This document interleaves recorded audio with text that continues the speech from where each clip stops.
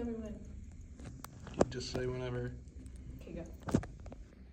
Okay, so I'm checking my order, verifying my chart, getting all my supplies and everything I need. I'm gonna knock on the door, walk in. I'm gonna put on my gloves, my goggles. Of course, after washing my hands and things like that. I'm gonna verify my patient's name and date of birth, make sure that's correct. As I'm doing that, I'm gonna lay out my equipment. I have my cuff checker, my bite block, my NPA, my laryngoscope, my lube, my capnography, my E-tab, my tubing, and my Yonker. Chanel is my helper, and she is bagging the patient today. We are trying to get him hyper-oxygenated to 100. We're gonna let that happen for a couple of minutes just to make sure he is. As she's doing that, I'm gonna open up my laryngoscope, make sure my light is on and working.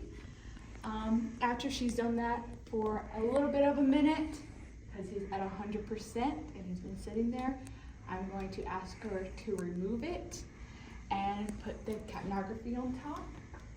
So you can go ahead and remove it for me.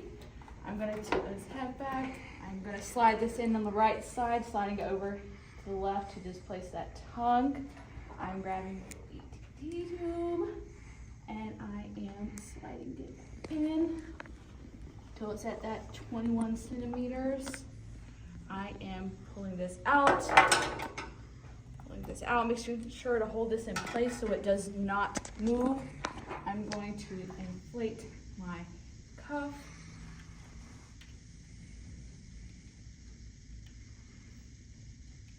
Okay, and we are going to start bagging. I am going to tape it and it will be held in place. She is going to oxygenate, and again, it is taped right now and being held in place. Okay, I am checking the SATs to make sure everything is going great, everything's looking fine. I am going to check this and make sure it is within that 25 to 35 range. My cuff is, which is great. We're gonna have her bag. I'm going to check this and make sure it is changing color. If it wasn't, we would extubate and re-hyperoxygenate him and try again.